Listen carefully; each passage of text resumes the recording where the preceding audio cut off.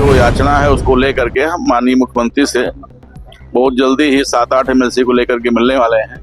और आपकी ईमानदारी पे कोई शक नहीं है, कोई गिलवा नहीं है, लेकिन अब देश के बड़े नेता का दरवाजा खटखटाया जाना चाहिए और इनका निस्तारण करें और निस्तारण इनके पक्ष में करें, यानी इनको वो संपूर्ण वेतन दिया जाए तो विनियमित किया जाए। नहीं मिलता है तो हम लोगों को छोड़ दीजिएगा, हम अपनी व्यथा पर अपनी जिंदगी जी लेंगे, जैसे होगा सरंगी बजा के।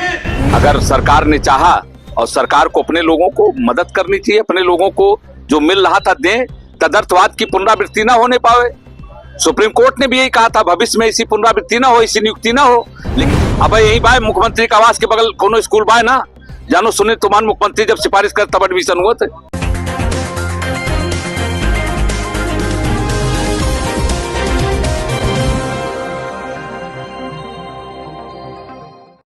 नमस्कार, मैं कीर्ति और आप देख रहे हैं जीके न्यूज। और अभी हम उपस्थित हैं माध्यमिक शिक्षा निदेशालय में, जहां पर तमाम तदर्थ शिक्षक जो हैं वो धरने पर बैठे हुए हैं। लगातार एक ही मांग कर रहे हैं कि जो उनका वेतन रोका गया है वो उन्हें जल्द से जल्द दिया जाए। इसको लेकर के ये पिछले 3 साल से जो है संघर्षरत है, लगातार लगे हुए कि किसी तरह से जो कोर्ट का आदेश आया है उसका सरकार पालन करते हुए इन्हें जो इनका वेतन है रुका हुआ है उसे दिया जाए। अभी हमारे साथ मौजूद है यहाँ पर एमएलसी उमेश द्विवेदी जी। हम इनसे बात करेंगे और जानेंगे कि क्या समस्या बीच में ऐसी आ रही है कि शिक्षकों को न्याय नहीं मिल पा रहा है। सर, पहले तो बहुत बहुत स्वागत है आपका। जी। सर, शिक्षक जो हैं लगातार 3 सालों से यहाँ पर धरना दे रहे हैं, आते हैं, उनको आश्वासन दिया जाता है और कहा जाता है कि आपकी जो भी समस्या है जल्दी जल्द उसका निस्तारण किया जाएगा, लेकिन वो हो नहीं पा रहा है।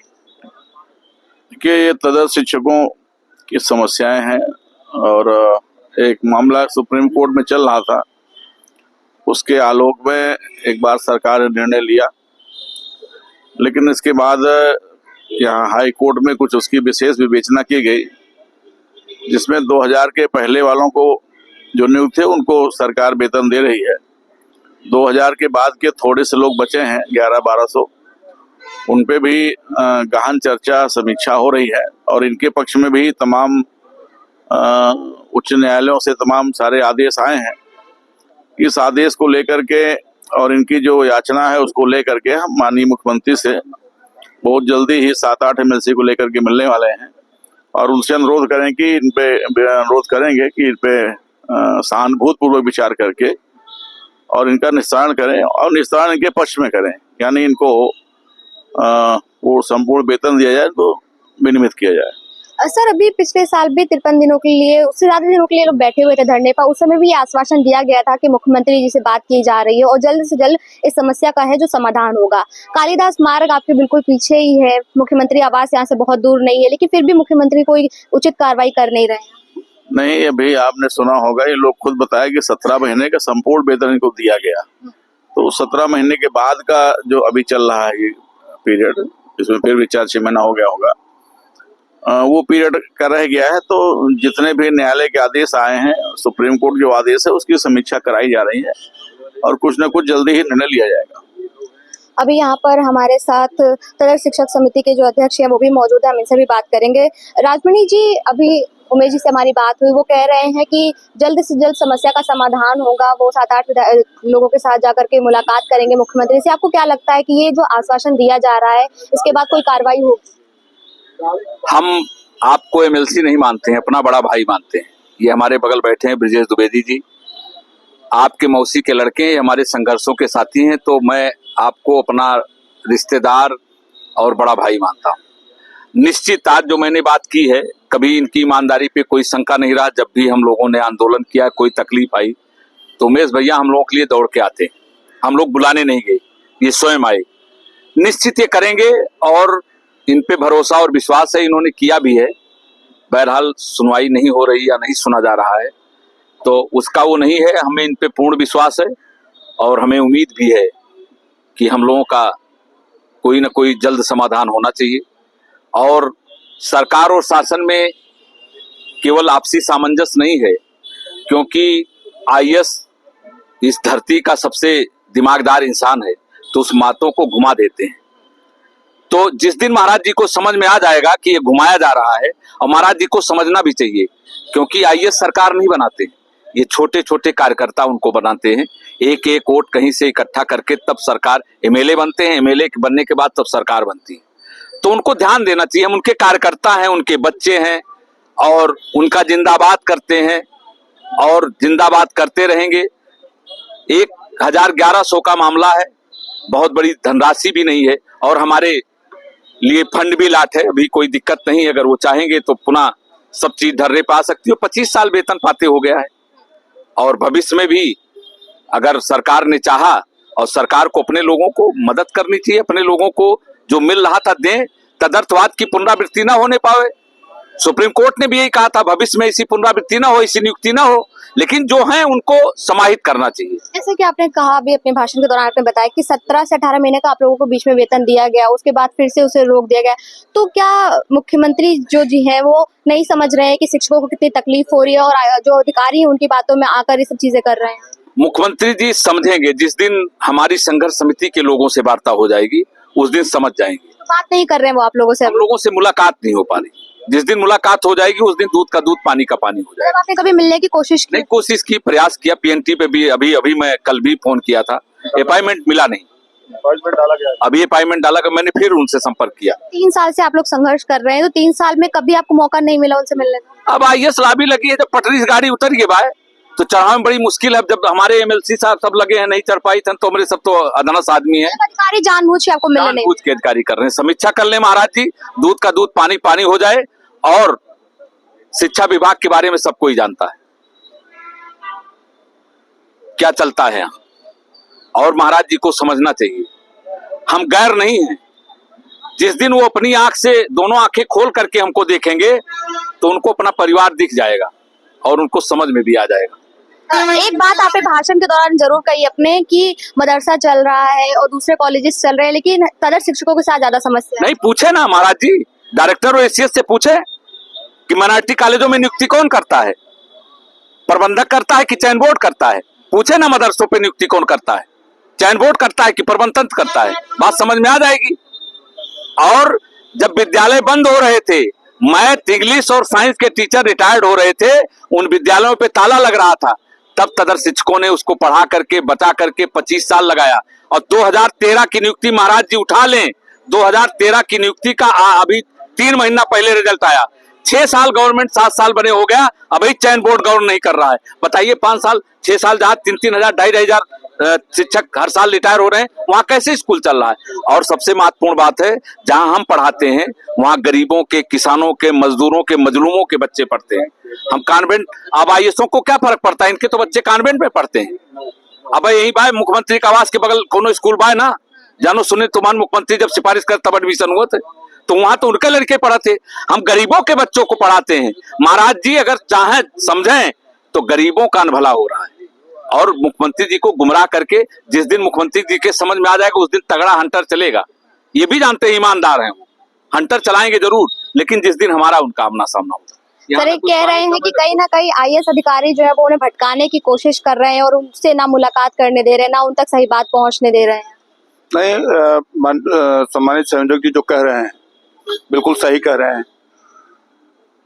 9 नवंबर सन 2023 को 16 महीने 9 दिन का वेतन देने के बाद एक पत्र निकाला गया जिसमें लिखा गया कि 9 नवंबर सन 7 अगस्त 93 से लेकर के अद्यतन जो भी शिक्षक राजकोष से वेतन पा रहे हो सब एक, और सबको वेतन दिया गया 93 से लेकर के जो भी राजकोष से वेतन पाते शिक्षक। बीच में सभी साथी हमारे हाई कोर्ट गए, मैं स्वयं भी गया। हाई कोर्ट से आदेश हुए, कंटेम्प्ट दाखिल हुए, कंटेम्प्ट में आदेश हुए, तो उसमें फिर भेद कर दिए गए। 93 से लेकर के 2000 तक के शिक्षकों का वेतन भुगतान करना शुरू कर दिया गया। 2000 के बाद का शिक्षक भुगतान रोक दिया गया, 2 खंड कर दिया गया, जबकि राजज्ञा 9 नवंबर 23 को निकाली गई और सबके लिए निकाली गई। कोर्ट ने आदेश किया, व्यवस्था हो गई। तो हम आज तक ये नहीं समझ पाते हैं, ये तो जो भेद किए गए। दूसरी चीज, मेरे भी आर्डर हैं, लगभग 300-400 साथियों के आर्डर हैं, कंटेम्प्ट हैं, सारे डी हाउस उसमें तलब हो रहे हैं। डी हाउस से बात करिए तो कहते हैं कि शासन नहीं चाह रहा है, अधिकारी नहीं करें तो हम क्या करें, ये स्पेशल अपील में जा रहे हैं। तो क्यों ऐसा कर रहे हैं?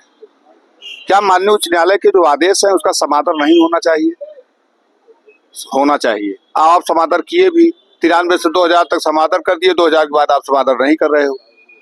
उसके लिए आप फिर स्पेशल अपील में जाएंगे, ये करेंगे वो करेंगे। इसका मतलब है कहीं न कहीं जो बड़े अधिकारी हमारे इसमें हैं, ये माननीय मुख्यमंत्री जी को और जो हमारे माननीय जनप्रतिनिधि हैं, इन सबको ये बरगला ले जाते हैं। अगर नहीं बरगला ले जाते तो 9 नवंबर 23 का शासनादेश निकाल करके 8/7/2024 का कैबिनेट की बैठक में माननीय मुख्यमंत्री जी के मानदेय की घोषणा करा देना। इसके बाद फिर 9 नवंबर 23 से वो क्या कहते हैं 93 से लेकर के 2000 तक का वेतन भुगतान कर देना। जब कैबिनेट से कोई चीज पास आउट हो गई और आपने एक सीमा बना करके निकाल दिया, तो बाद में आपने विभेद क्यों पैदा कर दिया? देना था वेतन आप सबको दे देते, शिक्षकों को भी बांटने का काम किया गया है। सर, अभी यूपी विधानमंडल का सत्र जब चला, वहाँ पे किसानों की बात हुई, बेरोजगारों की बात हुई, 69,000 भर्तियों की बात हुई, लेकिन शिक्षक की बात ना पक्ष कर रहा है ना विपक्ष कर रहा है। ऐसा नहीं, शिक्षक की बात करने की माननीय उमेश द्विवेदी जी यही लखनऊ निर्वाचन क्षेत्र से हमारे बड़े भाई हैं, आप बैठे हैं, लगातार आप हमारी आवाज को उठाते हैं, सदन से लेकर के बाहर तक उठाते हैं। हम लोग जब भी निवेदन करते हैं नहीं रहते हैं, मैंने आंखों से देखा है, साथ रह करके देखा है। वैसे भी मैंने देखा है कि मैं जब जाता हूँ चारों बीच में तो कहते हैं नहीं, भी तो आप द्विवेदी जी आए थे, अभी तो इस बात को कह रहे थे। तो ऐसा नहीं कि हमारी बात नहीं उठाते, अभी भी हमारी बातें उठाई गई, सदन में उठाई गई। बल्कि वहां पर माननीय शिक्षा मंत्री ने गलत शब्दों का प्रयोग किया, योग्य और अयोग्य बताने का उन्होंने प्रयास किया, जिसमें माननीय जो विधान परिषद के हमारे सदस्य वो लड़ खड़े हुए, उनको अपनी बातों को वापस लेना पड़ा। ऐसा नहीं है कि हमारी बातें नहीं उठी, अभी सदन में भी उठी, बाहर भी उठ रही हैं। माननीय जी हमारे साथ बैठे ही हैं, आप देख ही रही हैं। लगभग जितने संगठन हैं, माध्यमिक शिक्षक संघ के सभी संगठन हमारे यहाँ मंच पर आ चुके, सबने अपना समर्थन भी दिया। लेकिन हम लड़ रहे हैं, हम मजबूर हैं। 13 महीनों से वेतन भुगतान नहीं हो रहा है। जो साथी थे हमको बांटा भी जा रहा है, ये गलत है। जो आप कहिए उसको आप करिए। अगर एक चिट्ठी आप निकाल रहे हैं, सबके लिए निकाल रहे हैं, सबके लिए होनी चाहिए। आधा आप 2 खंड कर रहे हैं, ये गलत बात है, मैं इसका विरोध करता हूं। हम यहाँ पर उपस्थित कुछ और लोगों से भी बात करने की कोशिश करेंगे। सर, जैसा कि अभी उमेश द्विवेदी जी की तरफ से कहा गया कि वो जल्द से जल्द मुख्यमंत्री जी से मुलाकात करेंगे, जो भी समस्या है शिक्षकों की, तदर्थ शिक्षकों की, उसे उनके सामने रखेंगे। मैं आपसे जानना चाहती हूँ, अगर मुख्यमंत्री से इस बार भी मुलाकात नहीं हो पाती है या जो बात शिक्षकों की है, जो समस्या है वो उनके सामने नहीं जा पाती है, तो आगे क्या कदम होगा? जिन्होंने कहा है वो एक सक्षम विधान परिषद सदस्य हैं, तो इस प्रकार का कोई संदेह उनकी बातों में नहीं है कि भेंट नहीं होगी या बात नहीं रखी जाएगी।